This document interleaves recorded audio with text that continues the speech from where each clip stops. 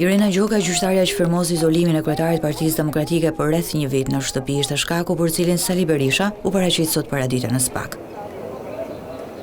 Prokurori Elvin Goka, i cili po zhvillon hetime paraprake mbi një kallëzim të gjyqtares Gjoka, mori në pyetje për 50 minuta liderin e opozitës për të gjitha deklaratat e tij.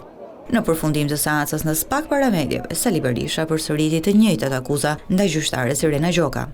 A keti ndonjë bisedë me Alket Hysenin në cilën flitet për 500.000 euro për rishpet për të hequr nga klasifikimi si grup kriminal, apo e ke me Mirel Bërtir?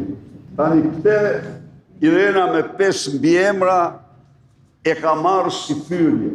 Irena një mashtruese ordinere, një delinkuente klasike, një person që ka bërë në burg dhe në qeli për ato që ka bërë, e nxitur nga Edi Rama dhe Altin Troplini, lën patin ndaj meje për fyrje. Berisha përsëriti se gjyqtarja Irena Gjoka duhet ishte shkarkuar, pasi ajo është dënuar nga gjykata në Greqi dhe ka fshehur këtë dënim në formularin e dekriminalizimit. Pas paraqitjes në SPAK, Berisha u rikthye në selinë e Partisë Demokratike. Gjatë një konferencë me gazetarë dhe ai publikoi një video, duke pretenduar se në një qendër votimi në një fshat të Elbasanit, fletët janë vulosur për të përdorur në skemën e trenit bullgar. Shkon tani merr dhe vulën tjetër.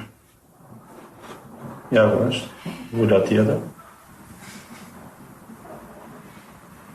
Po të fleta votimit, vendos vulën tjetër, për të përgatit trenin bullgar. Ja kur palas fletën e votimit, e futi poshtë banakut. E fut në banak, poshtë. Nuk besoj se len më shteg për dyshimin më të vogël. Përdorimi i trenit bullgar në këto zgjedhje si një nga mekanizmat.